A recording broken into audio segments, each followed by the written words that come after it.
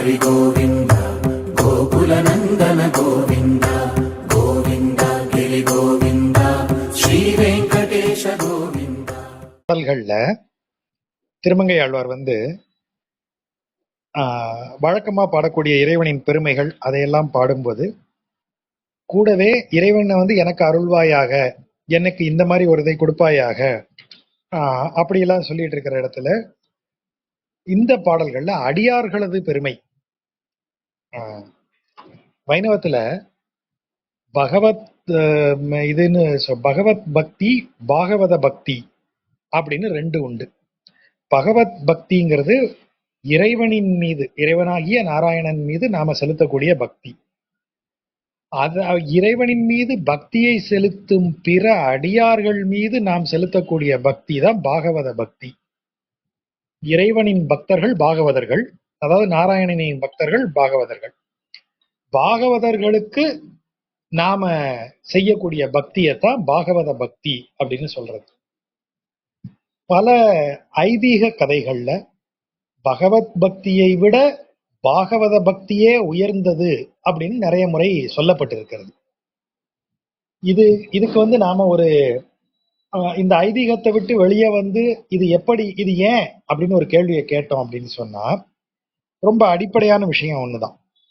ஐதீக பக்தி, இந்த இந்த ஐதீகத்தை விட்டுட்டு இதுக்கு வெளியே வந்தோம்னா பக்தி இயக்கம்ங்கிறது ஒரு எல்லோரையும் ஒட்டுமொத்தமாக ஒருங்கிணைக்கக்கூடிய, ஒன்றாக ஆக்கக்கூடிய ஒரு இயக்கமாகத்தான் உருவாக்கப்படுகிறது. அதில் இப்போ அதற்கு முன்பு ரொம்ப செல்வாக்கோட இருந்த ஒரு வழிபாட்டு இயக்கம்ங்கிறது நமக்கு மீமாம்சம் தான். மீமாம்சத்துல எல்லாமே அந்த யாகங்கள் செய்து அதன் வழியாக இறைவனை வணங்கி அந்த முறை. அப்ப அந்த யாகங்களை செய்வதற்கு பெரிய தனவந்தர்கள், பணம் படைத்தவர்கள், மன்னர்கள் இவங்க செய்ய முடியும். ஆனா பக்தி இயக்கம் வரும்போது இப்படியாகப்பட்ட எதையும் இப்படியாகப்பட்ட எதையுமே இவங்கள்ட்ட கொடுக்க வேண்டாம். இவங்களுக்கு நீங்க இந்த யாகம் அதையெல்லாம் நீங்க செய்ய வேண்டியதில்லை. இறைவனை மனதார நினைத்து ஒரு ஒரு உள்ள முருக நீங்க பக்தி செய்தால் போதும் அப்படின்னு சொல்றாங்க. அப்ப இது ஒருவருக்கு சொல்லப்பட்ட மாதிரி இல்லாம இதை செய்யக்கூடிய அனைவருமே இறைவனுக்கு ஒரே மாதிரியான தொண்டர்கள் தான். இறைவன் தன் அன்பை காட்டுவதில் எந்த பேதமும் பார்ப்பதில்லை அப்படின்னு பேச ஆரம்பிக்கிறாங்க. அப்போ இயற்கையாகவே இருக்கக்கூடிய உயர்வு தாழ்வு பாராட்டும் தன்மை பக்தி இயக்கத்துக்குள்ளேயும் வந்துடக்கூடாதுங்கிறதுனால எப்படி உருவாக்குறாங்க? இறைவனின் அடியார்கள்னு சொல்லி எவர் வந்தாலும் அவர்கள் இறைவன் அளவிற்கே வணங்கப்பட வேண்டியவர்கள். இறைவனின் திருவடிக்கு எந்த மரியாதையை நீங்க தருவீங்களோ அதை பாகவதர்களுக்கும், அதாவது இறைவனின் அடியார்களுக்கும் தர வேண்டும் அப்படின்னு ஒரு மரபை உருவாக்குறாங்க. இப்போ குலசேகர ஆழ்வார் பாட்டை நம்ம முன்னாடி பார்த்தோம். அதுல அவர் என்ன சொல்றாரு? படியாய் கிடந்துன் பவளவாய் காண்பேனே அப்படின்னு சொல்றாரு. அந்த வரி தான் பிரபலமா சொல்லப்படுகிற வரி. அந்த வரிக்கு முந்தின வரியில அவர் என்ன சொல்றாரு? நான் ஏன் படியா கிடப்பேன் தெரியுமா அந்த திருமலை, அதாவது திருப்பதியில? ஏன்னா உன்னை காண வரும் அடியார்கள் தேவர்கள் அவர்களெல்லாம் என்னைய மிதித்து போவார்களே, அவர்களது திருவடி என் மீது படும் பாக்கியம் எனக்கு கிடைக்கும் அப்படிங்கிற பொருள்ல அதை சொல்றாரு. லிஸ்ட்ல தேவர்கள் முதல்ல வரல, அடியார்கள் தான் முதல்ல வராங்க. அப்போ அடியார்கள் இது இவர் பாடும்போது தொண்டரடிப்படி ஆழ்வார் நினைக்கிறேன். ஆமா, அவர் பாட்டு தான். அவர் பாட்டுல என்ன சொல்றாரு? நீ 4 வேதங்களையும் 6 உபாங்கங்களாகிய 6 அங்கங்கள், வேதத்தின் 6 துணை இது நூல்கள், அந்த 6ஐயும் கற்று, 6 நூல்கள் 4 வேதங்கள் எல்லாவற்றையும் கற்று அதை முறைப்படி சொல்லி வரக்கூடிய அந்தணர்களிலேயே சிறந்த அந்தணராக இருந்தாலும் இறைவனின் அடியார்களை ஒரு நொடி பழித்து பேசினால் நீ மிக கீழான நிலையை சென்று அடைவாய். அது எப்போ? ஆங்கே அப்படின்றாரு. அதாவது அந்த சொன்ன செகண்ட்லயே நீ தாழ்ந்துருவ, அப்படியே கீழே போயிருவ. அப்படின்னா இறைவனை நீ திட்டுனா கூட இறைவன் மன்னிப்பான், இறைவனின் அடியார்களை நீ எதுவும் சொல்லக்கூடாது. அந்த முறைமை பக்தி இயக்கத்துல ரொம்ப இந்தியா முழுவதும் அதை கடுமையாக கடைபிடிக்கப்பட்டது. அதனால என்ன நிகழ்ந்தது? பக்தி இயக்கத்தில் பொதுமக்கள் பெரும் அளவில் வந்து சேர்ந்தார்கள். இன்றைக்கும் நீங்க பாருங்க, பெரிய பெரிய கோயில்கள்ல நீங்க இன்னைக்கு அந்த பக்தி இயக்கத்தின் வழியாகத்தான் ஜாதி, இனம், இந்த பேர் என்ன, இந்த கோத்திரம், இந்த மாதிரி துணை பிரிவுகள், இணை பிரிவுகள், சின்ன சின்ன டிஃபரன்சஸ் எதுவும் இல்லாம அத்தனை பேரும் ஒன்றாக வந்து சேருவதை உருவாக்கி இந்தியாவிற்கு அளித்த ஒரு பெரிய விஷயம் அது பக்தி இயக்கம் தான். கிட்டத்தட்ட பக்தி இயக்கத்தோட இந்த கான்செப்டை தான் காந்தி அப்படியே சுதந்திர போராட்டத்துக்கு எடுத்துட்டு வர்றார். ஆகவே நீங்க எல்லா பக்தி இயக்கத்தினுடைய பாடல்களை கவனிச்சீங்கன்னாலும் அந்த பக்தி இயக்கத்தின் பிதாமகர்களாக இருக்கக்கூடிய எந்த கவிஞர்களை நீங்க பாத்தீங்கன்னாலும் அதில் தொண்டர் பெருமை அப்படிங்கிறத பேசாம இருக்க மாட்டாங்க. நமக்கே தெரியும், சைவத்துக்கு நீங்க போங்க, இறைவனின் பெருமையை விட தொண்டர்தம் பெருமை பேசுவதற்கு அரிதுன்னு அங்க சொல்றாங்க. தொண்டர் பெருமைங்கிறது பெரிய திருத்தொண்டர் புராணம். அதாவது தொண்டர்கள் பெருமை இறைவனின் பெருமையை விட பெரியது, பேசுவதற்கு பெரியது, அப்படி சொல்லுவாங்க அவங்க. இங்க வந்து திருவடி பகவத அபச்சாரத்தை விட பாகவத அபச்சாரத்திற்கு எந்த பிராயச்சித்தமும் கிடையாதுங்கிறாங்க. பகவானை திட்டிட்டு பிராயச்சித்தம் உண்டு. அவன்கிட்டயே போய் ஐயா மன்னிச்சிரியா, ஏதோ தெரியாம திட்டேன்னா அவன் மன்னிப்பான். ஆனா அவனது அடியார்களை வந்து நீங்க அவமரியாதை செஞ்சிட்டீங்கன்னா அதை அந்த இறைவனாலேயே மன்னிக்க முடியாது, அந்த பாவத்தை நீ அனுபவிச்சுதான் ஆகணும்னு சொல்றாங்க. அப்ப அந்த அளவிற்கு சக மனிதர்கள், தன்னுடன் இருக்கக்கூடிய சக பக்தர்கள் மீது ஒரு ஒரு பெரிய என்ன சொல்ற, ஒரு கம்யூனிட்டி, ஒரு அவர்கள் மீது ஒரு பெரிய அன்பையும் மரியாதையையும் ஏற்படுத்தக்கூடிய ஒன்றாக இந்த கான்செப்ட் உருவாகி வருது. ஆகவே அனைத்து பக்தி இயக்க கவிஞர்களும் பாடுறாங்க. இப்ப அந்த வரிசையில இவர் பாடக்கூடிய பாட்டு திருமங்கை மன்னர் இந்த 10 பாடல்கள்ல அதை பற்றி ரொம்ப அருமையா சொல்றாரு. இப்ப இதுலயே முதல் பாட்டுல எப்படி ஆரம்பிக்கிறாரு பாருங்க. தன்சேரை எம்பெருமான் தாழ் தொழுவார் காண்மின் என் தலை மேலோரே மேலாரே குளிர்ந்த சேரை, சேரைங்கிறது திருச்சேரை, திருச்சேரை பெருமானின் தாழ் தொழுவார், தாழ்னா பாதம், கால், திருச்சேரையில் இருக்கும் பெருமானினுடைய திருவடிகளை தொழுபவர்கள் அவர்கள் பாருங்க, அவங்க என் தலை மேல இருப்பாங்க. அப்படின்னா என்ன அர்த்தம்? அவர்களது பாதத்தில் என் தலையை வைப்பேன்னு அர்த்தம். அப்பதானே அவங்க தலைக்கு மேல இருப்பாங்க. அவர்கள் என் தலை மேலோரே, என் தலைக்கு மேல இருப்பாங்க, அவர்கள் பாதத்தில் தலை வைப்பேன்னு அர்த்தம். கண் சோர வெம் குருதி வந்து இழிய வெண் தழல் போல் கூந்தலாளை மண் சேர முலை உண்ட மாமதலாய். கண் சோர, கண்களெல்லாம் அப்படியே சோர்ந்து போற மாதிரியும் ரத்தம் கொட்டும்படியாகவும், வெம் குருதி வந்து இழிய, இழியன்னா அப்படியே வழியுது, வெண்தழல் போல் கூந்தலாள், முடி வந்து செம்பட்டையா இருக்கு, அப்படியே அது தழல் பறக்கிற மாதிரி இருக்கு. அப்படிப்பட்ட கொடிய தோற்றம் கொண்ட அரக்கியாகிய பூதனை மண் சேர, மண் சேரனா இறந்து போகிறது, அப்படி இறந்து போகும்படி முலை உண்ட, அவள் மார்பில் இருந்து அவள் உயிரை உறிஞ்சிய மா மதலாய், மதலை அப்படின்னா குழந்தைன்னு அர்த்தம். கை குழந்தைக்கு தமிழ்ல மதலை அப்படின்னு பேரு. இந்த மதலையை விழித்தல் விகாரம், விழித்தல் விகாரம் கூப்பிடும் போது அந்த ஆய் அப்படின்னு அந்த அந்த விழித்தல் விழிச்சொல்ல உள்ள சேர்த்துக்கிறது, மதலாய் அப்படின்னு சொல்றது. இப்போ அரசன் அப்படின்னா அரசே அப்படிங்கிறது இந்த ஏகாரம் தான் விழித்தல் விகாரம். அத மாதிரி இந்த இடத்துல மா மதலாய், பெருங்குழந்தை, சாதாரண குழந்தை இல்லாது மா மதலாள், பெருங்குழந்தை, ஏன்னா உயிரையே உறிஞ்சி குடித்த குழந்தாய் என்று அப்படின்னு கிருஷ்ணாவதாரத்தை புகழ்வாங்க. யார் புகழ்வா? விண்சேரும் இளந்திங்கள் அகடு உறிஞ்சு மணிமாடம் மல்கு. விண்சேரும் இளந்திங்கள், அந்த இளைய நிலா, இளைய நிலான்னு என்ன அர்த்தம்? இப்பதான் பௌர்ணமி அமாவாசை முடிந்து நிலவு மெல்ல அப்படி வளர்ந்து பெருகி வருகிறது. அந்த நிலா வந்து வரும்போது அகடு அப்படின்னு இருக்கு, அது அகிடு அப்படின்னு சொல்றது. அகிடு அகடு இது எல்லாமே அடிமடியை குறிப்பது. அப்டாமினல் ரீஜன் அப்படி வச்சுப்போம். நிலா அப்படி வானத்துல வரும்போது இந்த திருச்சேரை நகரத்தில் கட்டப்பட்டிருக்கிற மாடங்கள் அந்த நிலாவோட அடி வயிற்றுல உரசுமா. அவ்வளவு உயரம் கட்டியிருக்காங்க, நிலாவை போய் தொடர அளவுக்கு கட்டியிருக்காங்க. அதான் அகிடு உறிஞ்ச, உறிஞ்சன்னா உரச. அப்படி செல்வ செழிப்பு மிக்க ஊரா திருச்சேரை நகர். விண்சேரும் இளந்திங்கள் அகடு உறிஞ்சு மணிமாடம்.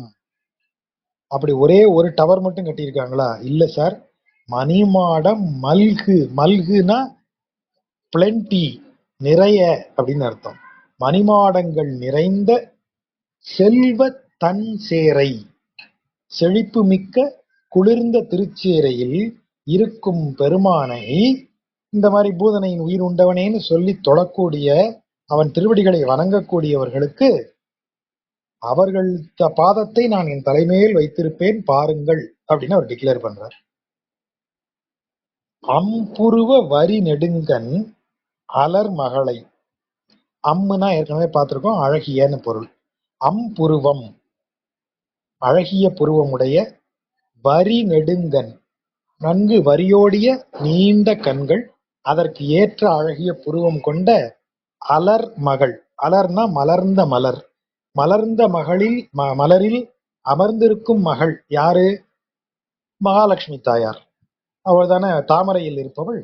ஆகவே அலர் மகள், அதான் அலர்மேல் மங்கை அப்படிங்கிறது இந்த தூய தமிழ் சொல். அதைத்தான் நம்ம ஷார்ட்டா அலர்மேல் அப்படிங்கிறத அலமேலு அப்படின்னு ஆக்கிட்டோம்.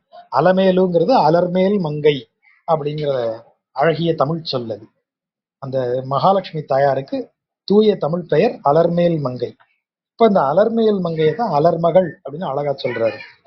அழகிய புருவங்களை நீண்ட கண்களை உடைய அந்த தாயாரை வரை அகலத்து அமர்ந்து, அமர்ந்துன்னா இந்த இடத்துல அமர்த்தி, அமரச் செய்து, அதுதான் அமர்ந்துன்னு வருது. வரை அப்படின்னா மலை போன்ற, அகலத்து அதாவது மார்புன்னு சொல்லாம மார்பை குறிக்கிறார். மலை போன்று அகன்று இருக்கும் இடத்தில் அமரச் செய்திருக்கிறாய். யாரை? அம்புருவ வரிநெடுங்கன் அலர்மகளை. பூவில் பிறந்தவளாகிய பிராட்டியை, அழகுமிக்க பிராட்டியை நீங்க எதுல உட்கார வச்சிருக்கீங்க? அப்படியே மலை போன்று அகன்ற மார்பு. யாருடைய மார்பு? பெருமானுடைய மார்பு. ஸ்ரீனிவாசன், ஸ்ரீ வசிக்கும் மார்பில் உரைபவள் அவள். அவனுடைய மார்பில் உரைபவள், அவள் மார்பில் இருக்கா. அப்படி அமர்த்தி அவளை மனதில் நெஞ்சில் இருத்தி, மல்லல் கொம்பு உருவ. உருவனா உடைந்து விழும்படியாக அர்த்தம். மல்லல் அப்படின்னா அடர்ந்த. மல்லல்னா அடர்ந்த, நன்கு அடர்ந்த கொம்பு. கொம்புனா கிளை. நன்கு கிளைகள் அடர்ந்த அந்த கிளைகளெல்லாம் விழும்படியாக விளங்கனி மேல். விளங்கனி மரம், விளாமரம், அதான் விளங்கனி மரம். இது நம்ம ஏற்கனவே இந்த கதையை பார்த்திருக்கோம். இது கிருஷ்ணாவதாரத்துல நடக்கக்கூடிய ஒரு கதை.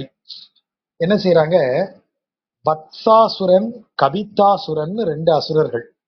இந்த வத்சாசுரன் கன்று வடிவெடுத்து இந்த இவன், ஏன்னா ஆயர் சிறுவர்கள் கன்றுதான் மேய்ப்பாங்க.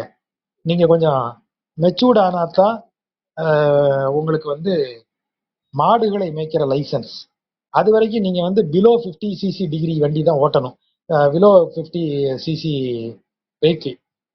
அத மாதிரி நீங்க சின்ன பையனா இருந்தீங்கன்னா நீங்க ஆயர் சிறுவனாக இருக்கையில் கன்று தான் மேய்க்கணும். அப்படி கன்றுகளை மேய்த்து கொண்டு சிறுவனாக இருக்கிற கிருஷ்ணரை கொன்னுடணும்னா அவன் பக்கத்துல நெருங்கணும். வேற எந்த உருவம் எடுத்தாலும் லோக்கல் ஆட்கள் வித்தியாசமா இருக்கேன்னு கண்டுபிடிச்சிருவாங்க. ஆகவே இந்த அசுரன் ஒரு கன்று வடிவில் வரான். அந்த கன்றுகளோட கன்றாய் கலந்து கிருஷ்ணன் பக்கத்துல நெருங்கி அவனை ஒரு சந்தர்ப்பத்துல அவனை கொன்னுடலான்னு முடிவுல வரான். கூடவே ஒரு பிளான் பி வச்சிருக்காங்க. பிளான் பி என்ன அப்படின்னா, ஒருவேளை இந்த கன்று இவரை கொல்லும் போது இவன் தப்பிச்சு ஓடுனான்னு வைங்க, அந்த வழியில இன்னொரு அசுரனை வைக்கிறாங்க. அவன் எப்படின்னா மர வடிவில் இருக்கக்கூடிய, மரம் போல் மாறி மரங்களோடு மரங்களா ஒளிஞ்சிருப்பான். அப்படி யார் வராங்களோ அவங்கள பிடிச்சு கொண்டு வருவான். அப்ப அவன் விளாமரமாக, விளாங்கனி விளாமரமாக மாறி அவன் நிக்கிறான். இந்த பக்கம் இவன் கன்று வடிவில் வரான். ஸோ இவன் வந்து கிருஷ்ணர் பக்கத்துல வந்தவொடனே கிருஷ்ணர் அவனை கண்டுபிடித்து அந்த கன்றினுடைய இரு பின்னங்கால்களையும் பிடித்து அப்படியே தலைக்கு மேல தூக்கி சுழற்றுறான். அப்படியே சுழட்டி வீசி எறியறான். எங்க வீசி எறியறான்? இந்த விளாமரமாக ஒரு அசுரன் நிக்கிறானே, அந்த கபிதாசுரன், அவன் மேல போய் இந்த வத்சாசுரன் விழற மாதிரி, கன்று வடிவில் இருக்கிற அசுரன் விழற மாதிரி எறிகிறார். அப்போ அந்த கன்றும் இறந்து அந்த விளாமரம் உடைந்து கனிகளெல்லாம் கொட்டி அந்த மர வடிவில் இருக்கிற அசுரனும் இறந்து போயிடுறான். ஸோ ஒரே ஷாட்ல 2 அசுரர்களை அவர் காலி பண்ணிடுறார். அந்த கதை தான் இங்க சொல்றாரு. மல்லல் கொம்பு உருவ விலங்கனி மேல் இளங்கன்று கொண்டு எரிந்த கூத்தர் போலாம். இதெல்லாம் அவன் கூத்தர்னு ஏன் சொல்றான் இதை செய்தவரை? இதெல்லாம் அவனுக்கு ஒரு விளையாட்டு போல. இளங்கன்றை சுழற்றி விளாமரத்தின் மீது எரிந்து அந்த மரத்தை உடைத்து அந்த கன்றையும் போக்கி உயிரையும் போக்கிய விளையாட்டுத்தனம் மிக்கவன் கூத்தன். கூத்துனா அது ஒரு என்ன சொல்றது, ஒரு உண்மை போல் தோற்றமளிக்கக்கூடிய ஒரு விளையாட்டு. நீங்க நாடகம் நடக்குது, நாடகத்துல அவன் மன்னனா வரான், ஒருத்தன் மந்திரியா வரான், ஒருத்தன் கொள்ளக்காரனா வரான். நிஜத்துல அவங்க எல்லாம் அதுவா இல்ல, ஆனா அந்த மேடையில அது நிஜம். அதான் கூத்து. அவன் இயல்பை போலவே எல்லாத்தையும் செய்யக்கூடிய, ஆனா எல்லாத்தையும் விளையாட்டா செய்யக்கூடியவன். அதான் கூத்தர் போலாம். வம்பு அலரும் தன் சோலை வன் சேரை. வம்புனா நறுமணம்னு அர்த்தம். வம்பு அலரும் தன் சோலை, தன்னுனா குளிர்ந்த 3 சுழியன், நறுமணம் வீசக்கூடிய குளிர்ந்த சோலைகள் நிறைந்த வன் சேரை. 2 சுழியின்னு போட்டா வலிமை வன்னுக்கு, 3 சுழியின் போட்டா அழகுன்னு அர்த்தம். வன் சேரை குளிர்ந்த அழகிய அது திருச்சேரை. ஏன் அது குளிர்ந்து இருக்கு? நறுமணம் மிக்க மலர்கள் பூக்கும் சோலைகளால் சூழப்பட்டு இருக்கிறதால் அது தன் சேரை. அந்த சூழ்ந்திருக்கிற சோலைகளால் அழகுமிக்க சேரை, அதான் வன் சேரை. அந்த ஊரில் வான்உந்து கோயில் மேய. உந்துதெல்லாம் போய் இப்படி தள்ளுறது, வானத்தை போய் முட்டுதான் கோயில். வான்உந்து கோயில், வானத்தை முட்டும் அந்த கோயில்ல மேய அப்படின்னா உரைகின்ற, மேயும் எம்பெருமான் என் தலைவனின் தாழ் தொழுவார், அவன் திருவடிகளை தொழுவாருக்கு, எப்பொழுதும் அந்த திருவடிகளை தொழுபவருக்கு, அவரை தொழுபவரை எப்பொழுதும் என் மனத்தே இருக்கின்றாரே. அப்படி தொழுபவர்கள் எப்போதும் என் மனதில் இருக்கிறார்கள். நான் அப்படி தொழுபவர்களை எப்போதும் நினைத்து கொண்டிருக்கிறேன், அவர்களை நன்றியோடு வணங்கி கொண்டிருக்கிறேன் அப்படின்னு அவர் அடியார்களை சொல்றார். இறைவனின் திருவடிகளை வணங்குபவரை இவர் எப்போதும் வணங்கக்கூடியவராக அவர் சொல்றார். இப்படி சொல்றாரு இல்லையா? இதுல ஒரு சுவாரஸ்யம் இருக்கு. ஒரு ஒரு சின்ன கதை. பிள்ளை லோகாச்சாரியார் இல்ல, அரையர், பிள்ளை பெருமாள் அரையரோ ஒருவரோ அவர் தான் நினைக்கிறேன். அவர் இந்த திருச்சேரிங்கிறது கும்பகோணம் பக்கத்துல இருக்கு. சாரநாத பெருமாள் அங்க இருக்கிற மூலவர். 5 தாயார்கள் இங்க அவருக்கு.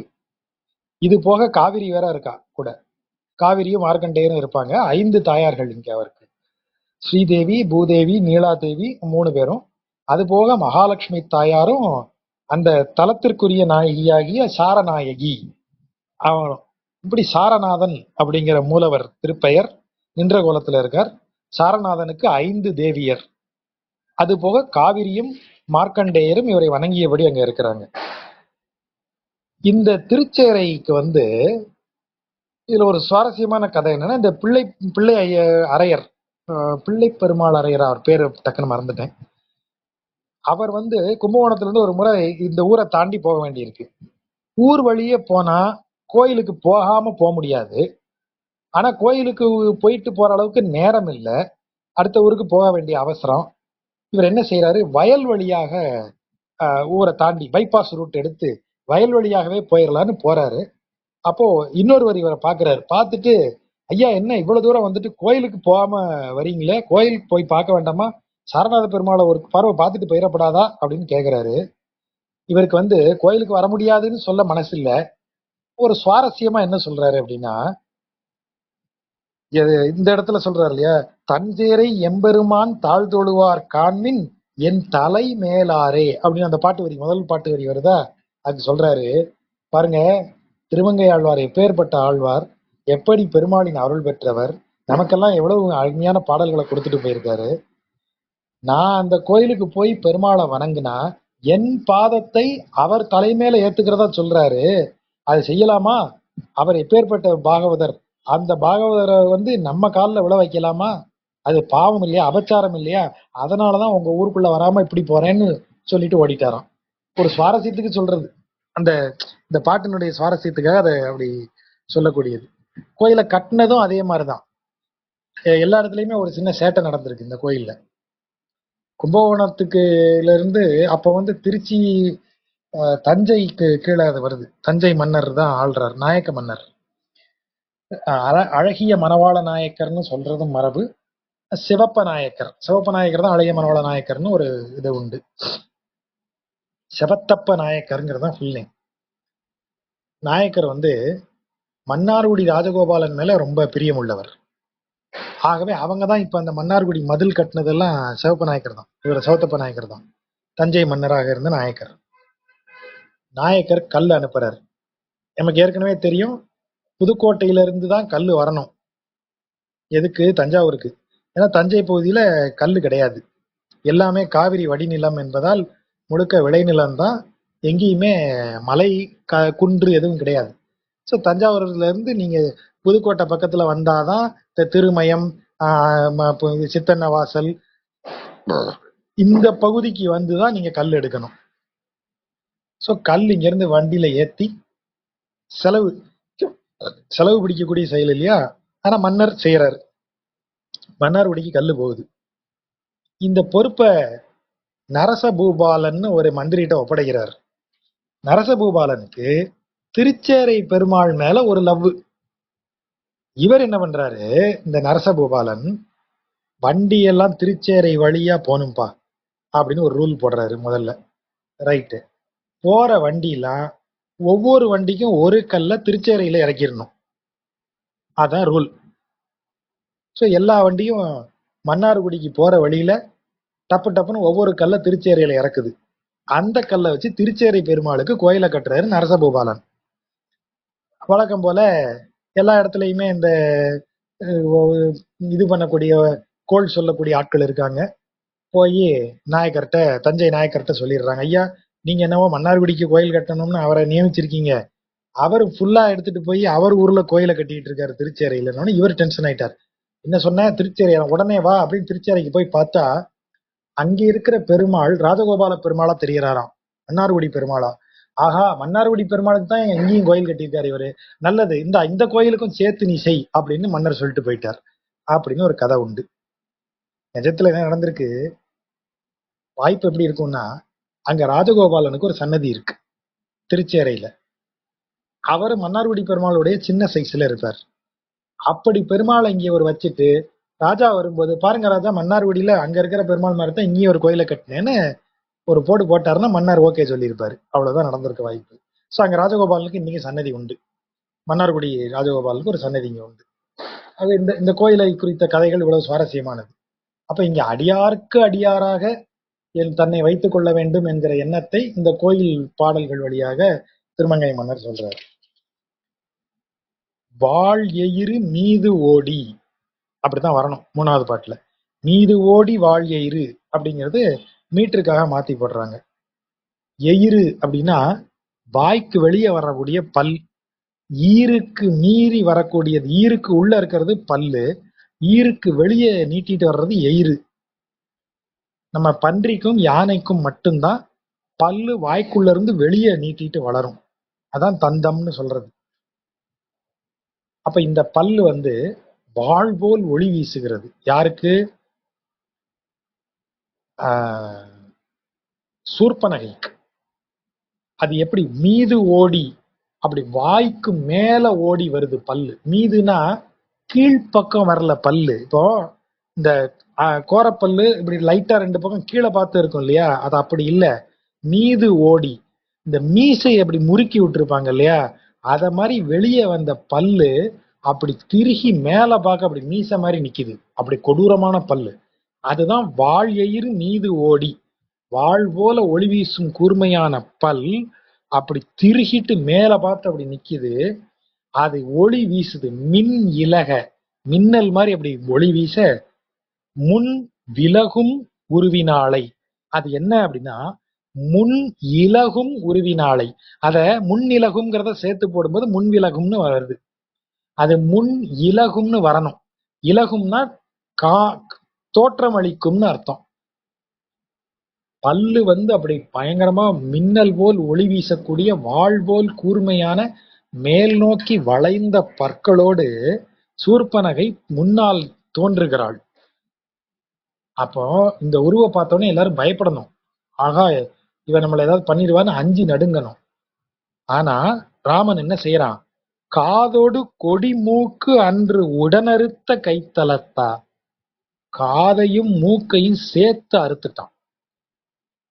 காதோடு கொடி மூக்கு, கொடி போல் வளைந்த மூக்கு அது, அந்த மூக்கை சேர்த்து அறுத்துட்டான்.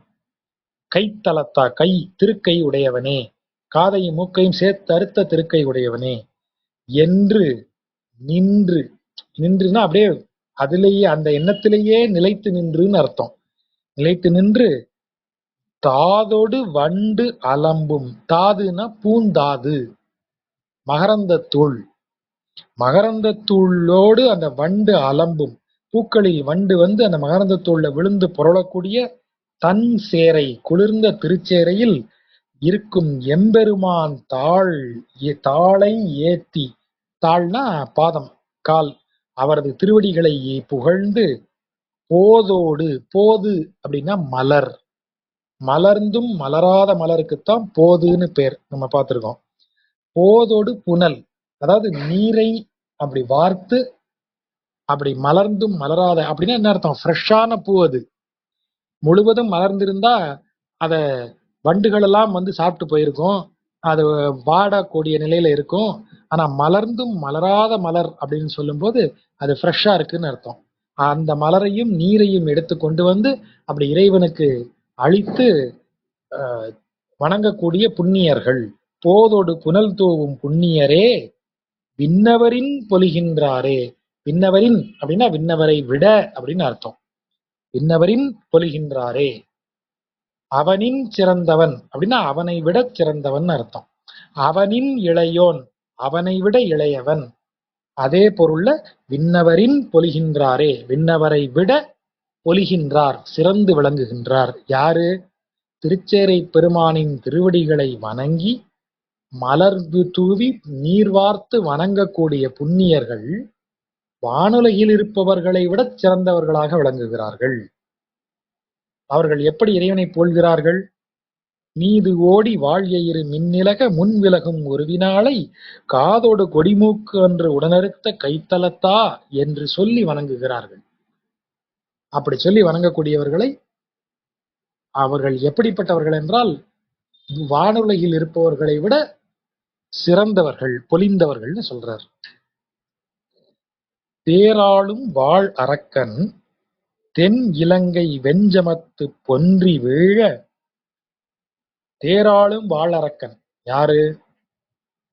அந்த காலத்துல போர் வீரர்களை கேட்டகரைஸ் பண்றது எப்படி கேட்டகரைஸ் பண்ணுவாங்க அப்படின்னு சொன்னா, இப்ப நமக்கு மிலிட்ரியில ஒரு இது கொடுக்குறோம் இல்லையா, ஸ்குவாட்ரன் லீடர், கேப்டன், மேஜர், அப்புறம் மேஜர் ஜெனரல், அந்த மாதிரி ஒவ்வொரு கேட்டகரியா கொடுக்குற மாதிரி அவர்கள் எவ்வளவு படைகளை நிர்வகிக்க முடியும், எப்படி ஸ்ட்ராட்டஜிஸ்டா இருக்க முடியுங்கிறதுக்கெல்லாம் அவங்களுக்கு பதவி உண்டு. அது அவர்களது ரதத்துல தான் அவங்க இருப்பாங்க. அந்த ரதம் ஓட்டக்கூடிய கெப்பாசிட்டியை வச்சுதான் அவங்களுக்கு அந்த மிலிட்ரி ஜெனரல் அந்தஸ்து கொடுக்கப்படும்.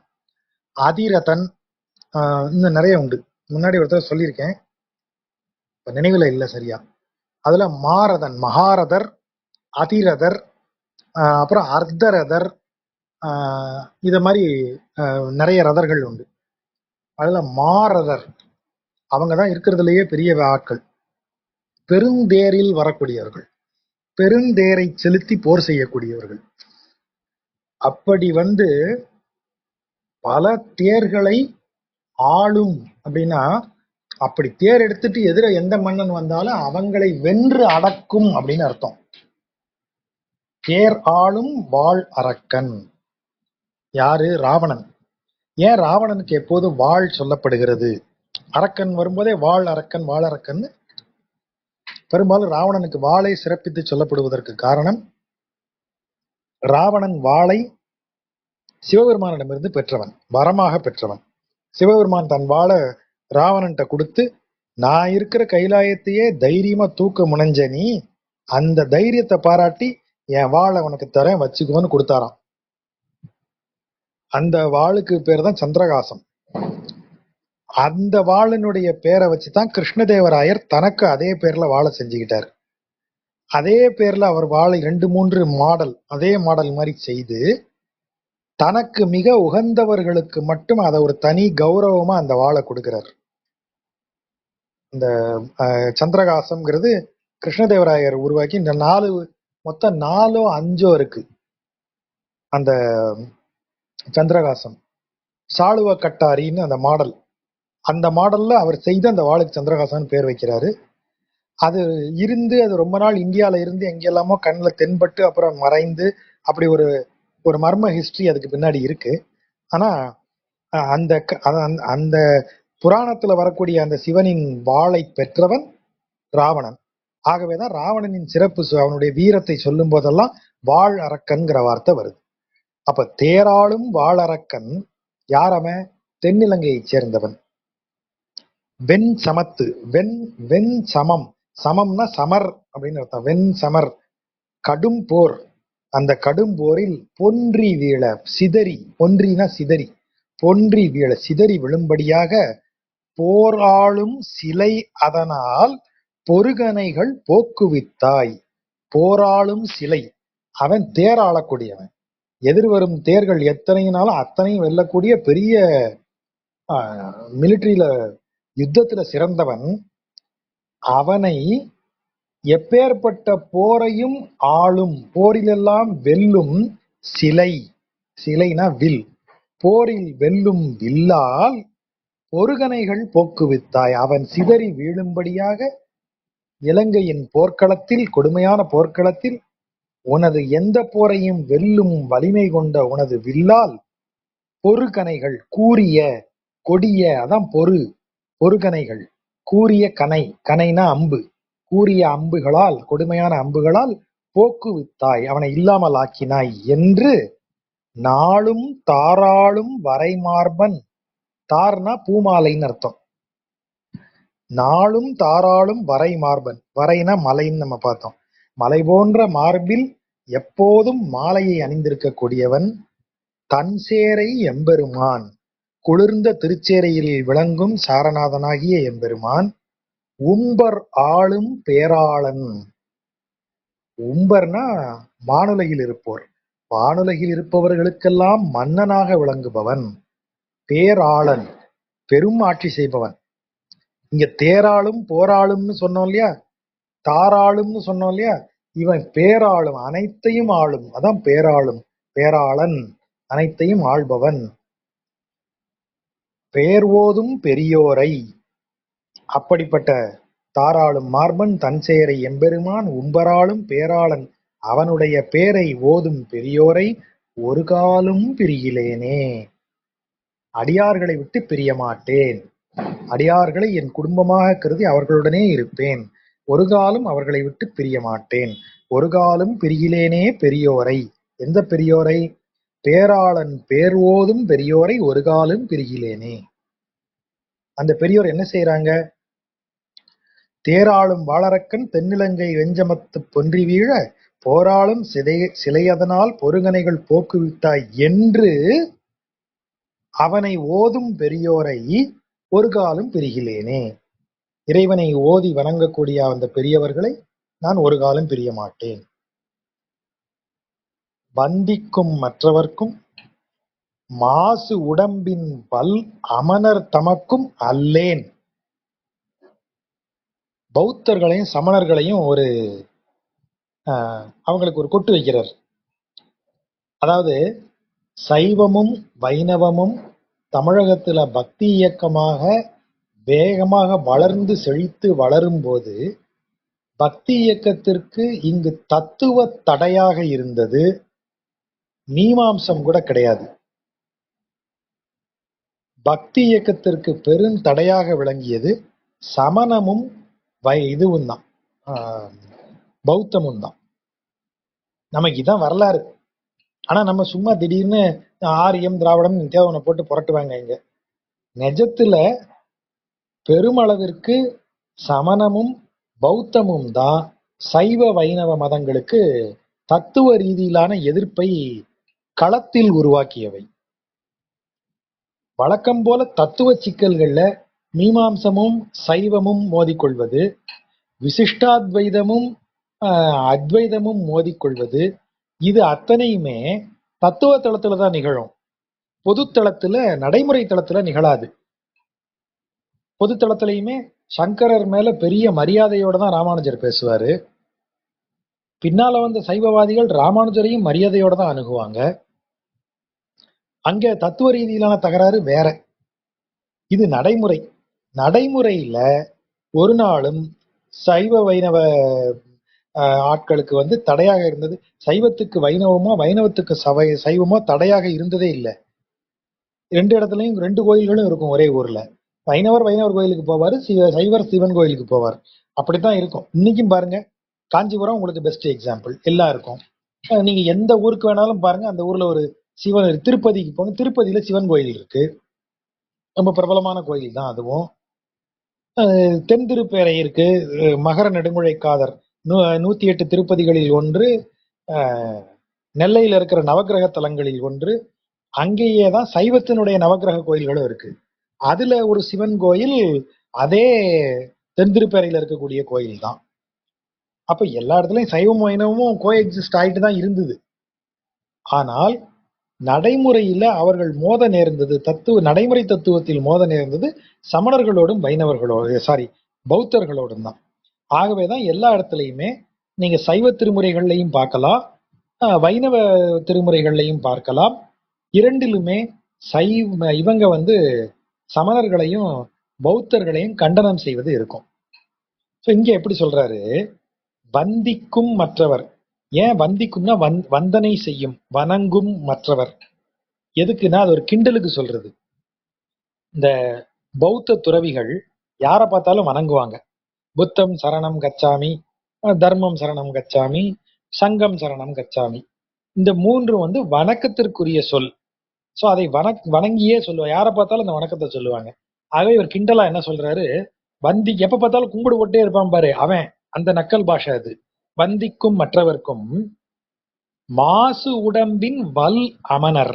அமனர்ங்கிறது சமணர், சமணர் தான் அமனர். அமனர் வந்து மாசு உடம்போட இருப்பாங்களாம். இது எதுக்கு தெரியுமா? இது ரெண்டுமே துறவியரை நோக்கி சொல்லப்படுவது. ரைட்டா? இப்போ கிரகஸ்த பௌத்தன், நீங்க வந்து குடும்ப வாழ்க்கையில் ஈடுபட்டு இருக்கக்கூடிய பௌத்தன் எல்லாரையும் பார்த்து வணங்கிட்டு இருக்க மாட்டான். பௌத்த துறவியர் தான் இந்த கச்சாமி சொல்லி வணங்குவது. அதே போல சமண துறவியர் தான் இந்த இந்த இந்த இத பின்பற்றுவாங்க.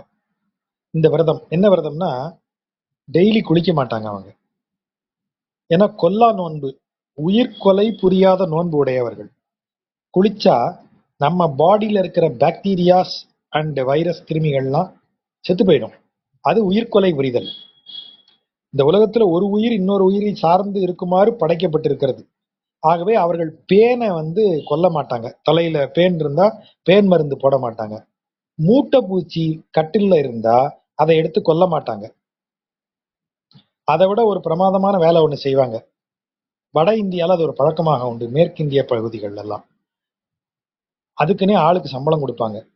அந்த ஆட்கள் என்ன செய்யணும்னா, சட்டையெல்லாம் கழட்டிட்டு அந்த கட்டில ஏறி படுத்துடணும். கட்டில கொண்டாந்து வெளியில போட்டுருவாங்க. அந்த கட்டில படுத்துடணும்.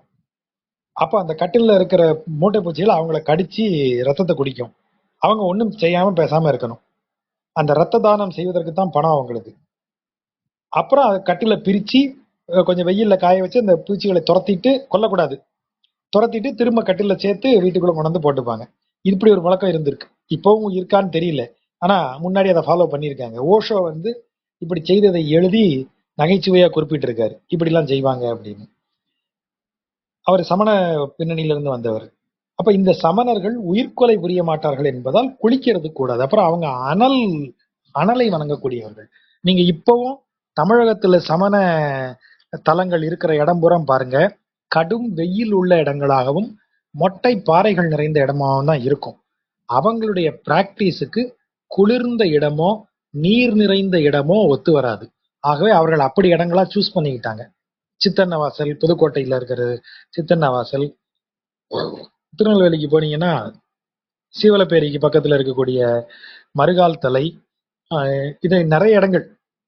நம்ம இங்க வேலூருக்கு இந்த பக்கம் இருக்கக்கூடிய இடங்கள், நம்ம இந்த இந்த ரூட் வழியா திருவண்ணாமலை போனோம்னு வைங்க, இந்த செஞ்சி பக்கம் ஆரம்பிச்சு அப்படியே அந்த மேல்மலையனூர் போற ரூட் வழியே நிறைய இடங்கள் இருக்கு. அப்புறம் இந்த இன்னொரு ஒரு ரூட் இருக்கு திருவண்ணாமலைக்கு, இப்படி போகாம இன்னொரு ஒரு ரூட் இருக்கு, வேலூர் டு திருவண்ணாமலை போற ரூட்டு, அந்த ரூட்ல நிறைய இடங்கள். இப்படி ஏகப்பட்ட இடங்கள் தமிழகத்தினுடைய சமணத்தலங்கள் அனைத்துமே வெயில் மிக்க பூமியில, உஷ்ண பூமியில இருக்கும். ஆக அங்க அவங்க குளிக்காம தான் இருப்பாங்க. அந்த உடம்பின் உஷ்ணத்தை அவங்க பாதுகாத்து அதன் வழியாக அவங்க யோக சாதனைகளை செய்யக்கூடியவங்க. அதனாலதான் அவங்க குளிக்காம இருக்கிறத கிண்டல் பண்ணி மாசு உடம்பின் வல் அமனர் அப்படின்னு இந்த இடத்துல அவர் கிண்டல் பண்றாரு. தமக்கும் அல்லேன், அவர்களுக்கு உரியவன் அல்லன் நான் அப்படின்னா என்ன அர்த்தம்? சமணத்தையோ பௌத்தத்தையோ நான் பின்பற்ற மாட்டேன்னு அர்த்தம். முந்தி சென்று அறி உருவாய் இரணியனை முரணளித்த முதல்வர்க்கு அல்லால். முந்தி சென்று அப்படின்னா என்ன அர்த்தம்? தூணை உடைக்கிறான் யாரு? இரணியன். பையன்கிட்ட கேக்குறான், ஏப்பா ஹரி இந்த தூண்ல இருக்கானா? அவன் தூண்ல இருக்கான், துரும்பில இருக்கான். அப்ப இந்த தூண்ல இருக்கானா? இருக்கா அந்த தூண்ல இவன் சொல்லிட்டான், பையன் சொல்லிட்டான். சொன்ன உடனே அவன் தூணை உடைக்க போறான். இப்போ அவனுடைய வலிமை புகழ்பெற்ற வலிமை, இரணியனுடைய வலிமை. அவன் ஒரு அடி அடிச்சானா தூண் பிளந்துரும். ஆமான்னு இவன் சொல்றானா, இந்த தூணில் இருக்கானா அவன் ஹரி? ஆமா அப்படின்னு பிரகலாதன் சொல்றான். ஆமான்னு சொன்ன உடனேயே அவன் தன் கதையை இப்படி தூக்குறான். அவன் இத தூக்கி அடிக்க எவ்வளவு செகண்ட் ஆயிருக்கும்? ஒரு 2 செகண்ட் 3 செகண்ட் கூட இல்ல. அந்த செகண்டுக்குள்ள முந்திட்டு போய் இவன் அந்த தூணுக்குள்ள நின்னுட்டான் நரசிம்மன். ஆகவேதான் இவன் தூணை அடிச்ச உடனே தூண் பிளக்க உள்ள இருந்து நரசிம்மன் வெளியில வருது. பையன் ஆமா இருக்கான்னு சொன்ன செகண்ட்ல அவன் கதைய சுழட்டுறான். இப்படி தலைய சுழட்டி அவன் தூக்குற செகண்டுக்குள்ள முந்தி ஓடி வந்து அந்த இடத்துக்குள்ள அவன் உட்காந்துட்டான். ஆகவேதான் இந்த வார்த்தை, அந்த அந்த சொல் வருது பாருங்க, முந்தி சென்று அறி உருவா. எதை முந்தி சென்றான்? அவன் சொல்லுக்கும் பிரகலாதன் சொல்லுக்கும் அதன் விளைவாய் நிகழ்ந்த இரணியனின் செயலுக்கும் முந்திட்டு போய் அங்க உட்கார்ந்துட்டான். ஆகவேதான் அந்த வார்த்தை முந்தி சென்று அறி உருவாய். அரினா சிங்கம், சிங்கத்தின் உருவாய் இரணியனை முரண் அளித்த. முரண்னா அந்த இடத்துல அவனது வலிமை, அவனது வலிமையை அழித்த முதல்வர்க்கு அல்லால், அப்படிப்பட்ட முதல் தெய்வத்திற்கு அல்லாமல் சந்தப்பூ மலர் சோலை தஞ்சேரை எம்பெருமான் தாளை, அந்த முதல்வருக்கு அல்லால் பிறர்க்கு அல்லேன் அப்படின்னு அதுக்கு பொருள். முந்தி சென்று அறிவுருவாய் இரணியனை முரணளித்த முதல்வர்க்கு அல்லால் வந்திக்கும் மற்றவர்க்கும் மாசு உடம்பின் வல்லமனர் தமக்கும் அல்லேன், அவரை தவிர பிறருக்கு அல்லேன் அப்படின்னு அதுக்கு பொருள். சந்தப்பூ மலர்ச்சோலை, சந்தப்பூனா நல்ல மனம் வீசும், அதான் அந்த சந்தன மனம்னு சொல்றதுதான் சந்தம்னு வந்திருக்கிறதாக பாடபேதம் எழுதுறாங்க. நல்ல மனம் வீசும் பூக்களை கொண்ட சோலையை அதால் சூழப்பெற்றிருக்கும் தன் சேரை, குளிர்ந்த திருச்சேரையில் இருக்கக்கூடிய எம்பெருமான் தாளை, என்னுடைய தலைவனின் திருப்பாதங்களை சிந்திப்பார்க்கு என் உள்ளம் தேன்ஊறி எப்பொழுதும் தித்திக்குமே. அது அப்படி குளிர்ந்த திருச்சேரையில் இருக்கக்கூடிய பெருமானின் திருவடிகளை எப்போதும் நினைக்கக்கூடியவர்களை நினைத்தாலே இவர் மனசுல தேன் ஊறுவது போல ஒரு தித்திப்பு பரவுமா. அடியார்கள் இறைவனின் திருவடிகளை நினைத்து கொண்டே இருப்பவர்கள். இவர் என்ன சொல்றாரு? அப்படி திருவடிகளை நினைத்து கொண்டிருக்கும் அடியார்களை நினைத்தாலே என் மனசுல தேன் ஊறுற மாதிரி இருக்குங்கிறார். தேன் ஊறி தித்திக்குமே. அது எப்படி எப்பொழுதும் அப்படி இருக்கும். அடியார்களை நினைச்சாலே போதும்யா, அவ்வளவு மகிழ்ச்சியா இருக்கும். பண்டு ஏனமாய் உலகை அன்று இடந்த, இது அந்த சந்தத்துக்காக போடுறாரு. இதை வாசிச்சா எப்படி வாசிக்கணும்? பண்டு அன்று ஏனமாய் உலகை இடந்த பண்பாளா. பண்டு அன்று, முன்பு ஒரு நாளில். தமிழ்ல இப்ப எழுதுறோம் இல்லையா, முன்பு ஒரு நாளில். அதுதான் இங்க பண்டு அன்று. பண்டு முன்பு, புராண காலத்தில். அன்று அந்த புராண காலத்தில் ஒரு நாள். ஏனம், ஏனம்னா பன்றி. கேழல் ஏனம் இரண்டும் பன்றி. வராகம்ங்கிறது வடமொழி சொல். அத வராகம் அப்படின்னு தமிழ்லையும் நம்ம ஆக்கிக்கிறோம், திசை சொல்லாக கருதுகிறோம். ஏனமாய் பன்றி வடிவில் உலகை இடந்த பண்பாளா, உலகை அகழ்ந்து எடுத்த பண்பு மிக்கவனே என்று நின்று, எப்படின்னு சொல்லி, உலகை இடந்தவனே, உலகை கொண்டு வந்து அதனுடைய இடத்துல வைத்தவனே அப்படின்னு மனசுல நிறுத்திட்டு, தொண்டு ஆனேன், உனக்கே தொண்டனானேன், உனக்கே அடிமை பூண்டேன். அதான் தொண்டு ஆனேன், உனக்கு நான் என்னை அடிமை செய்து கொண்டேன். திருவடியே துணையல்லால் துணை இலேன், உனது திருவடி துணையன்றி வேறு துணை இல்லாதவனானேன். நம்ம ஏற்கனவே பார்த்திருக்கோம் இல்லையா, சரணாகதிக்குரிய தத்துவம் என்ன? 2 லட்சணங்கள். இந்த தத்துவம் இல்ல, லட்சணம். ஒண்ணு அனன்ய கதித்துவம், அதாவது அவனை தவிர வேறு எவரும் இல்லை என்பது. அதைத்தான் அவர் முதல் பாட்டுல, இதுக்கு முந்தின பாட்டுல சொன்னாரு. முந்தி சென்று அறிவுருவாய் இரணியனை முரணளித்த முதல்வர்க்கு அல்லால் வந்திக்கும் மற்றவர்க்கும் மாசு உடம்பின் வல்லமர் நமக்கும் அல்லேன், வேறு யாருக்கும் கிடையாது, இவன் ஒருவனே. அதான் அனன்ய கதித்துவம். இங்கே என்ன சொல்றாரு? ஆகிஞ்சன்யம், 2வது லட்சணம். ஆகிஞ்சன்யம்னா வேற எதுவும் கையில கிடையாது. கையில ஒரு ரிசர்வை வச்சுக்கிட்டு நீங்க இறைவன்ட்ட வரக்கூடாது. அவன்கிட்ட வரும்போது நீங்க கம்ப்ளீட் எம்டியா தான் வரணும். அதுதான் இங்கே சொல்றாரு. திருவடியே துணை அல்லால் துணையிலேன், உனது திருவடி துணையை தவிர வேறு துணை எனக்கு கிடையாது. நீ கைவிட்டனா நான் ஒண்ணும் கிடையாதுப்பா. நீ விட்டனா சிவனை ரிசர்வ்ல வச்சுட்டு வந்திருக்கேன், அந்த பக்கத்துல இவரை இயேசுவை நிப்பாட்டி வச்சிருக்கேன், அல்லாவை இதுல பெஞ்சில உட்கார வச்சிருக்கேன், அதெல்லாம் கிடையாது. நீ விட்டனா எனக்கு வேற கதியே கிடையாது. அப்படித்தான் போகணும். அதான் திருவடியே துணையல்லால் துணை இலேன். சொல்லுகின்றேன், சொல்லுகின்றேன்னா ஐ டிக்ளேர், அதை உறுதிபட சொல்லுகிறேன் அப்படின்னு அர்த்தம். சொல்லுகின்றேன், திருவடியே துணையல்லால் துணை இலேன். இப்ப உண்மையா சொல்றேன், சத்தியமா சொல்றேன், ஐ டிக்ளேர், எனக்கு வேற கதியே கிடையாது உன் திருவடியை தவிர. வண்டு ஏந்தும் மலர்புறவில், புறவுனா புறச்சோலைகள், ஊரை சுற்றி ஊரின் புறத்தில் இருக்கக்கூடிய சோலைகள். அங்கெல்லாம் என்ன, எப்படிப்பட்ட சோலைகள் அதெல்லாம்? வண்டு ஏந்தும் மலர், மலர்ந்து இருக்கக்கூடிய சோலைகளில் எல்லா மலரும் வண்டை ஏந்திக்கிட்டு இருக்கு. அவ்வளவு அழகிய மலர்கள் பூத்த சோலைகள் கொண்ட அந்த வன் சேரை, வன்னுனா அழகிய, 3 சுழியின் அழகிய திருச்சேரை எம்பெருமான், அங்க குடியிருக்கக்கூடிய எம்பெருமான் அடியார் தம்மை, அப்படிப்பட்ட புறச்சோலைகள் மிகுந்த அழகிய திருச்சேரையில் குடியிருக்கும் எம்பெருமானுடைய அடியார்களை கண்டேனுக்கு, அடியார்களை பார்த்த எனக்கு, என் நெஞ்சும் கண் இணையும் கழிக்கும் ஆரே. இரு கண்கள், அதான் கண் இணை. ஏன் அதை கண் இணை கண் இணைன்னு சொல்றாங்கன்னா, 2 கண்ணும் ஒத்த காட்சியை காண்கின்றன, வேறு எண்ணம் இல்லை, வேறு பார்வை இல்லை. ஆகவேதான் கண் இணை. சரி, கண்ணு பார்த்தா நெஞ்சம் என்ன செய்யுது? அதையே தான் நினைக்குது. கண்ணு ஒரு பக்கம், நெஞ்சம் ஒரு பக்கம் இல்லை. கண்ணம் நெஞ்சும் ஒரே போல இருக்கு. எப்படி இருக்கிறது? களிக்கும், மகிழ்ச்சியில் திளைக்கிறது. அதுதான் வழி, அந்த வகை வழிவகை. என் நெஞ்சும் கண்ணினையும் களிக்குமாறே, என் நெஞ்சும் என் கண்களும் பார்த்து மகிழும் வழிவகை என்னவென்றால், திருச்சேரையில் இருக்கும் பெருமானின் அடியார் தம்மை கண்டேனுக்கு, அவர்களை பார்த்தாலே இப்படி ஆயிருங்கிறது தான் எனக்கான மகிழ்ச்சிக்கு வழி. இது காணீர். காணீர்னா ஐ டிக்ளேர், பாருங்க, இதாயா நான், பாத்துங்க. நான் மகிழ்ச்சி அடையணும்னா எனக்கு மகிழ்ச்சியை தரக்கூடியது என் நெஞ்சும் கண்களும் நிறைந்திருப்பது இறைவனின் அடியார்களை பார்க்கும்போது அப்படின்னு சொல்றேன். பை விரியும் வரி அறவில். பை விரியும் அப்படின்னா அதனுடைய படம் அப்படி விரிந்து இருக்கிறது. அப்படி படம் விரியறது எதுக்காக?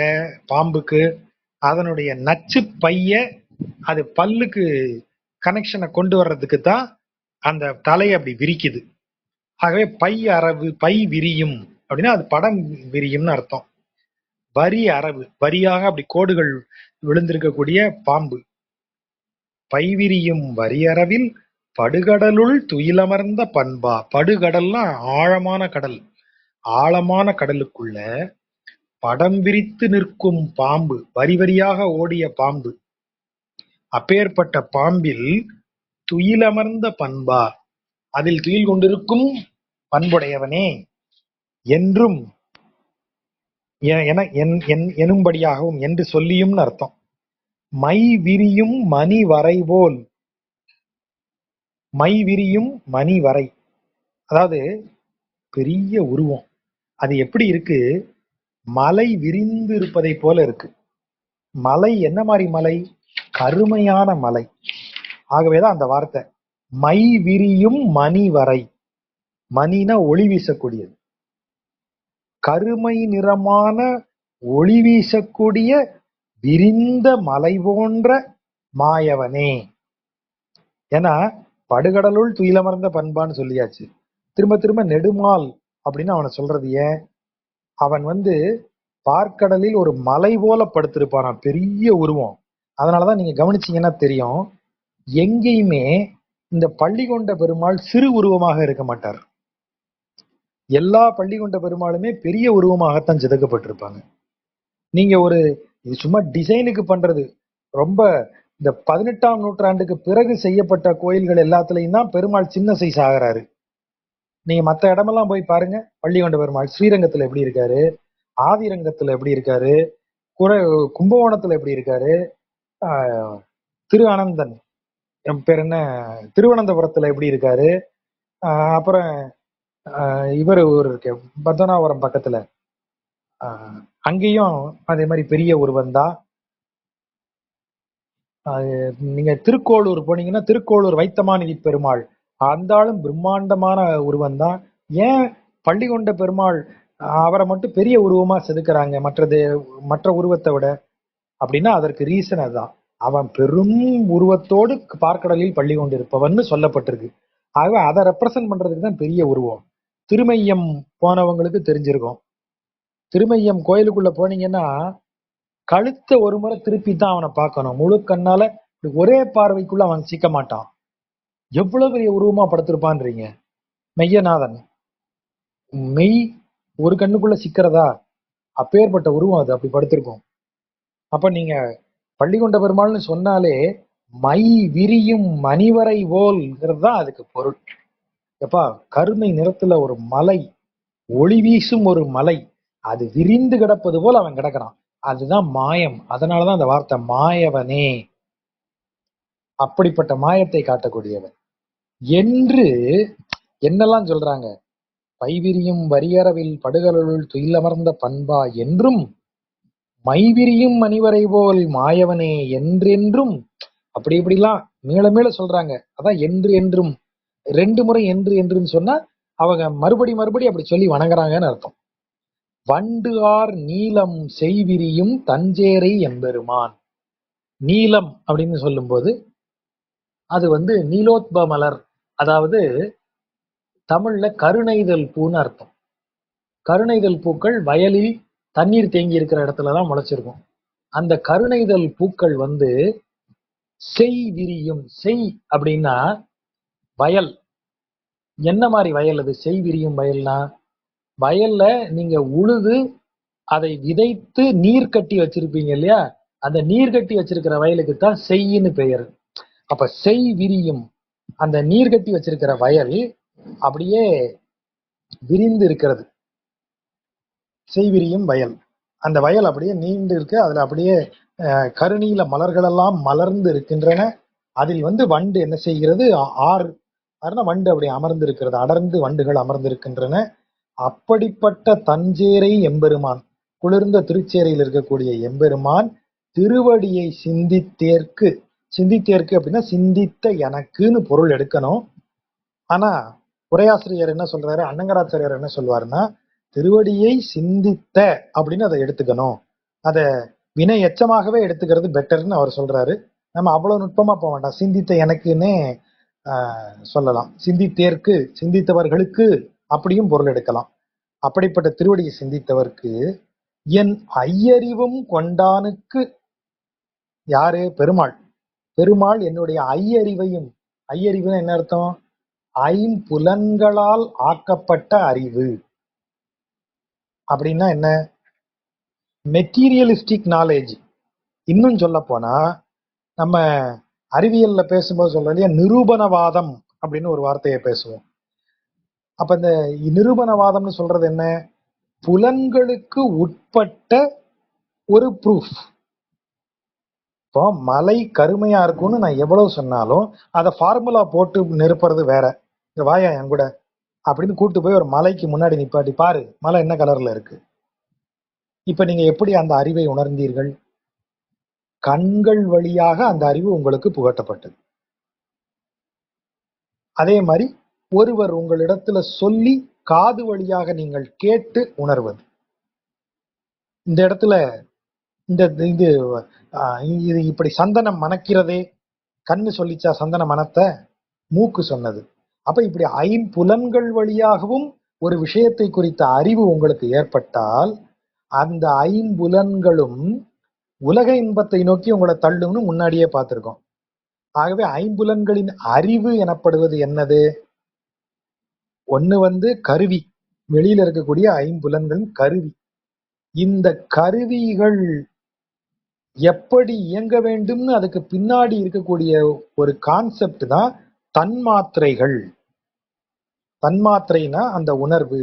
பார்வை எனும் உணர்வால் கண்கள் எனும் கருவிகள் பயன்படுத்தப்படுகின்றன. வாசனை என்கிற உணர்வால், என்கிற தன்மாத்திரையால் மூக்கு எனும் கருவி பயன்படுத்தப்படுகிறது. அப்ப ஐம்புலன்களும் அந்த புலன்களின் தன்மாத்திரைகளும், அதுதான் அறிவு. புலனை இயக்கும் அறிவு. இப்ப இந்த புலனை இயக்கும் அறிவு உங்களை இன்பத்தை நோக்கி தள்ளும். ஆனா இப்ப இறைவன் என்ன செஞ்சிட்டான்? அந்த அறிவை அப்படியே தன்பால் இழுத்து கொண்டான். ஆகவே புலன்கள் உலக இன்பத்தை நோக்கி செல்வதில்லை. ஆகவேதான் இவர் அந்த வார்த்தையை சொல்றாரு, என் ஐயறிவும் கொண்டானுக்கு, அவனே கொண்டு விட்டான். என் புலன்களை அவன் எடுத்து கொண்டு விட்டான். அவ்வளவுதான். இனி எனக்கு உலகத்தை பத்தி கவலை இல்லை. அப்படிப்பட்டவனுக்கு ஆளானார்க்கு, அப்படி எனது அறிவையெல்லாம் ஏற்றுக்கொண்ட என் தெய்வத்திற்கு ஆளானவர்கள், என் தெய்வத்தினும் அடிமையானவர்கள், என் தெய்வத்திற்கு தொண்டரானவர்களுக்கு ஆம் என் அன்புதானே, ஆளான் ஆளாகும் என் அன்புதானே. என் அறிவை கொண்ட தெய்வத்திற்கு அடிமையானவர்களுக்கு எனது அன்பு அடிமையாகும் அப்படின்னு முடிக்கிறார். ஐயறிவும் என் ஐயறிவும் கொண்டானுக்கு ஆளானார்க்கு ஆளாம் என் அன்புதானே. என் அன்பு ஆளாகும். யாருக்கு ஆளாகும்னா அடிமைப்படும்னு அர்த்தம். என் அன்பு அடிமைப்படும். யாருக்கு? ஆளானவருக்கு. அடிமையானவர்களுக்கு என் அன்பு அடிமைப்படும். யாருக்கு அடிமையானவர்களுக்கு? என் ஐயறிவும் கொண்டான். எனது 5 அறிவையும் ஒருத்தன் எடுத்து வச்சிருக்கான் பாத்தியா, அவனுக்கு எவன் அடிமைப்பட்டானோ அந்த அடிமைப்பட்டவனுக்கு என்னுடைய அன்பு அடிமைப்பட்டது அப்படின்னு எழுதுறேன். பன்னார வண்டு இயம்பும் பைம்பொழில் சூழ் தன்சேரை அம்மான்.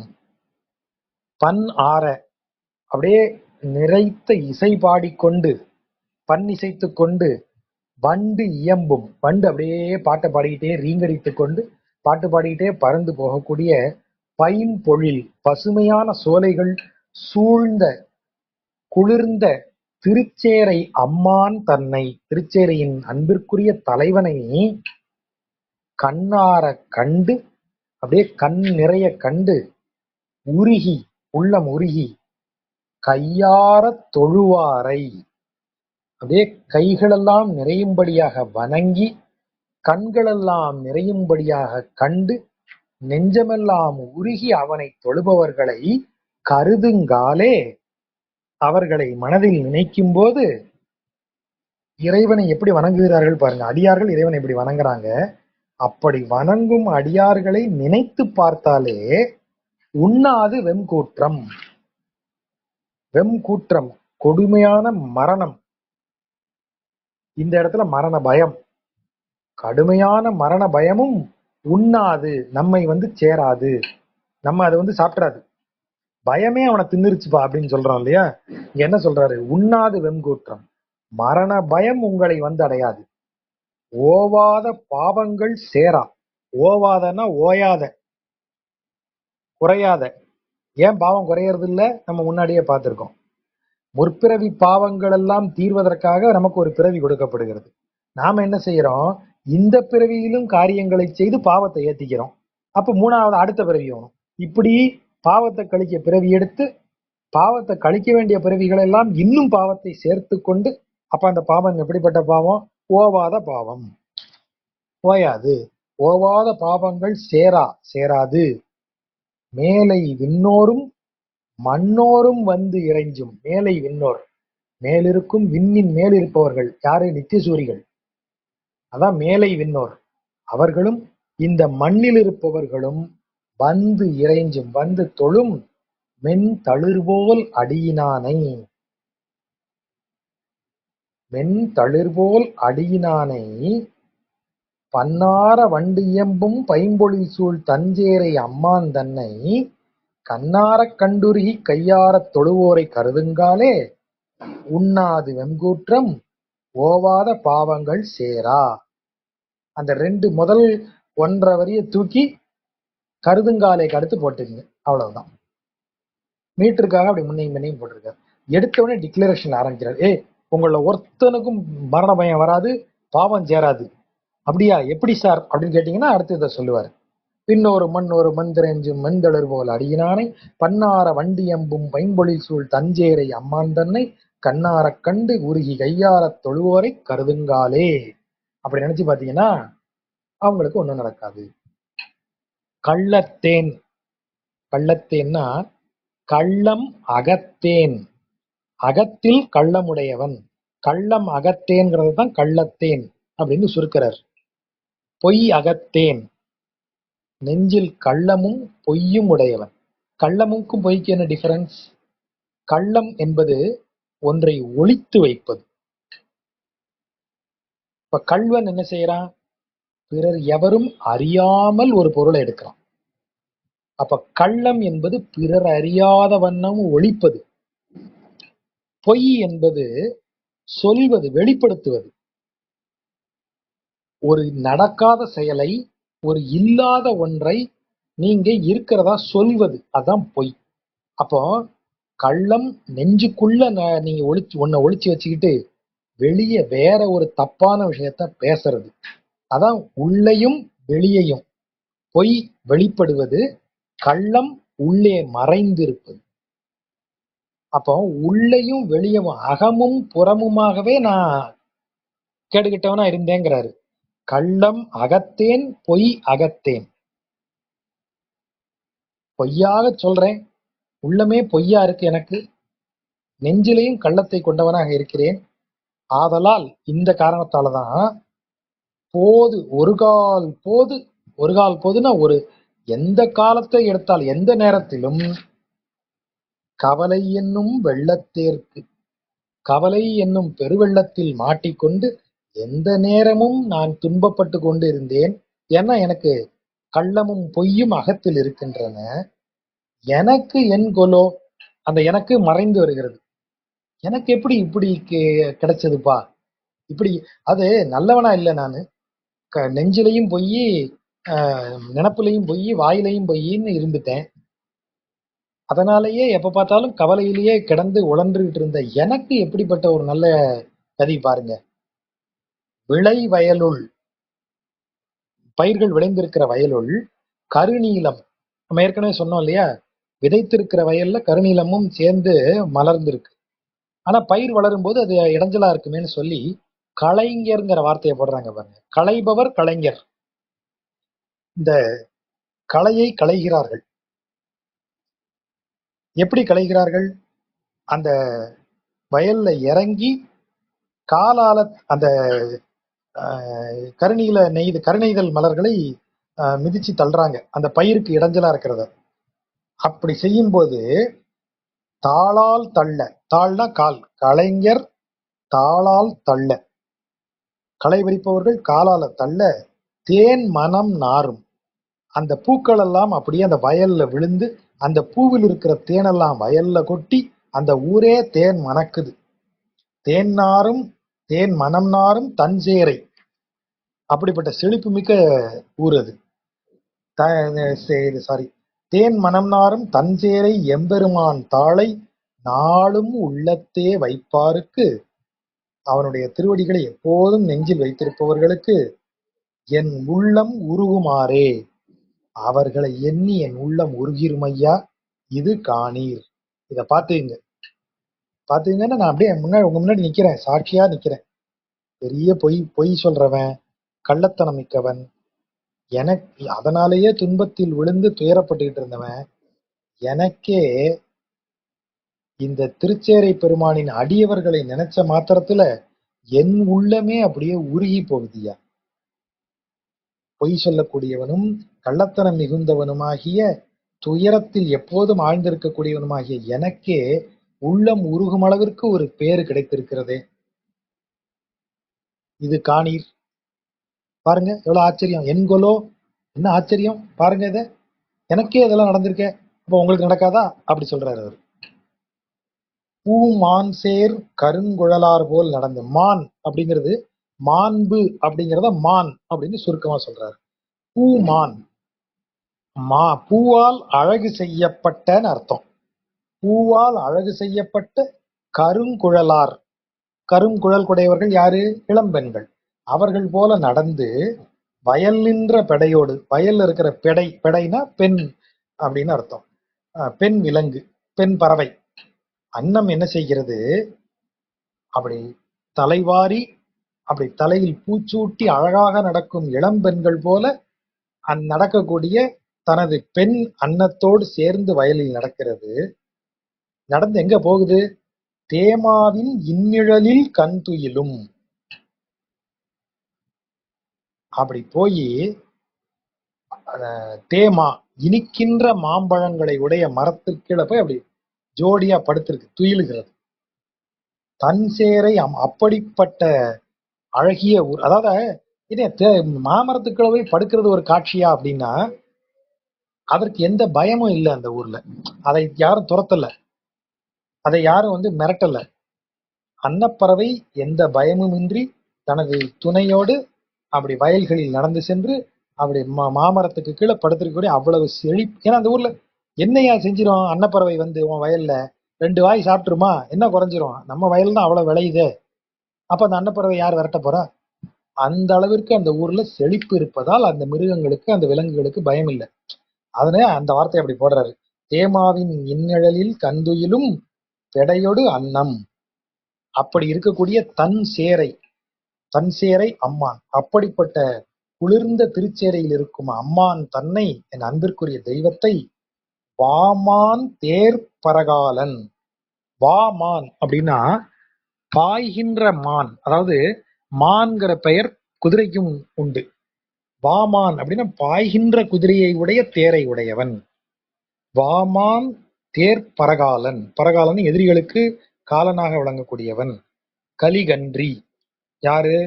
திருமங்கை மன்னன் ஒலிமாலை கொண்டு, அவன் பாடிய இந்த ஒலிக்கின்ற பாமாலையை கொண்டு, தொண்டீர் தொண்டர்களே,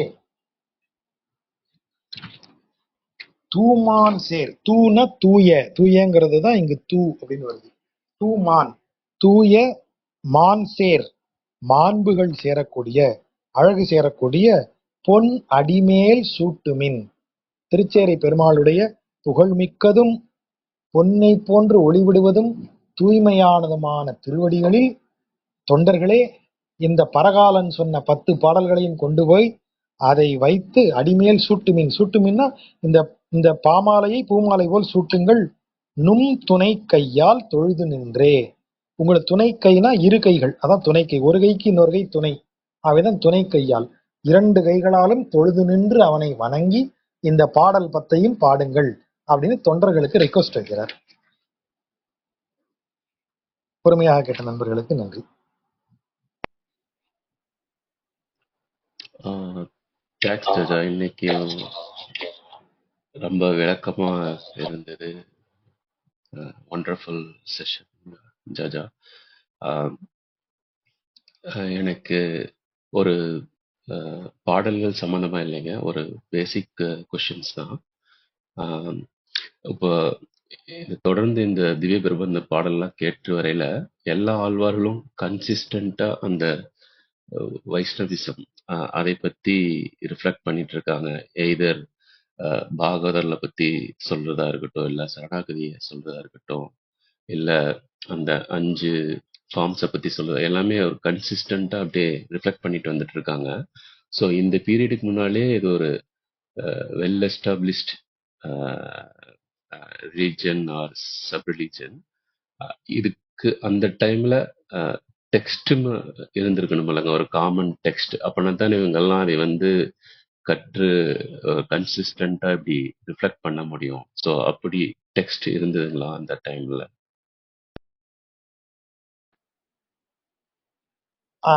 டெக்ஸ்ட் இருந்ததாங்கிறத நான் பார்த்து தான் சொல்லணும். இருந்திருக்க வாய்ப்பு இருக்கு. ஆனா இந்த வைணவத்தை குறித்து சுவீரா ஜெய்ஸ்வால் எழுதின புக்கை நீங்க படிச்சீங்கன்னா தெரியும். வெவ்வேறு வடிவில் இதனுடைய கான்செப்ட் இருந்துகிட்டே இருந்திருக்கு இந்தியால. இந்த இறைவனுக்கு தன்னை தொழும்பராக கருதி கொள்வது, இறைவனுக்கு தன்னை அடியாராக கருதி கொள்வது இருக்கு இல்லையா, அது இறைவனுக்கு மனவாட்டியாக தன்னை கருதி கொள்வது, இது வந்து இந்திய மரபுல நிறைய இடங்கள்ல வெவ்வேறு விதங்கள்ல இருந்திருக்கு. ஆகவேதான் இந்த வைணவம் வந்து இதற்கு பிறகு ராமானுஜர் வந்து இது அனைத்தையும் ஒழுங்கு செய்து ஒரு முறைமை கொண்டு வராரே தவிர, அதற்கு முன்பே இது வெவ்வேறு விதங்களில் இது ஒரு பிராக்டிஸாக பயிலப்பட்டு வந்திருக்கிறது. ராமானுஜர் அது அத்தனையும் ஒன்னே ஆக்கி வைத்தார், ஒரே போல் ஆக்கி வைத்ததுதான் ராமானுஜர் செய்த செயல். அதற்கு முன்பிருந்தே வைணவம் இருந்துட்டு தான் இருக்கு, இந்த பிராக்டிஸ் இருந்துகிட்டே தான் இருக்கு. இப்படி விதவிதமான பெயர்கள்ல அது இருந்துட்டு இருக்கிறத நாம பார்க்க முடியுது. ஆனா அதுக்கான டெக்ஸ்ட் இருக்காங்கிறது தான் ஒரு டவுட். அப்படி எதுவும் அதற்கு முன்பு 2-3 டெக்ஸ்ட் இவங்க சுவீரா ஜெய்ஸ்வால் எழுதுறாங்க. ஆனா அந்த டெக்ஸ்ட் எல்லாமே இந்த இந்த ப்ரொசீஜரை பேசக்கூடிய டெக்ஸ்டான்னு எனக்கு தெரியல.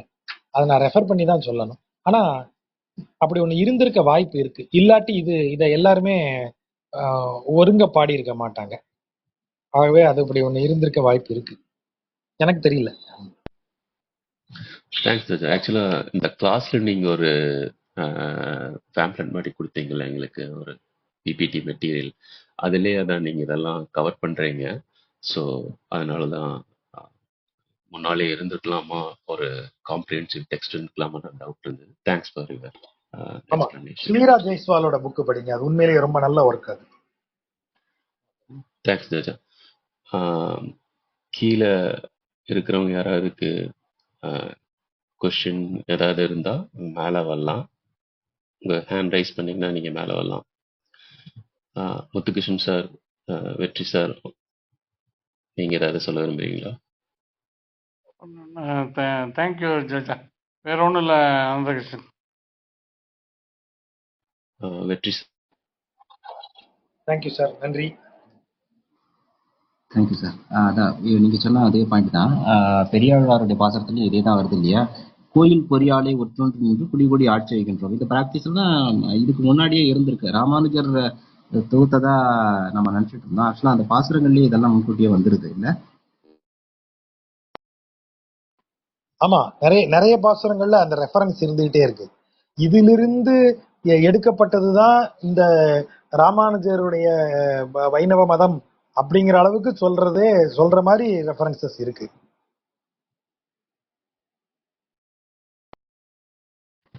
நன்றி சார். தேங்க்ஸ் ஜாஜா. வேற யாராவது கேள்வி எதாவது இருக்குங்களா? தேங்க்ஸ் ஜாஜா. க்ளோஸ் பண்ணிக்கலாம்.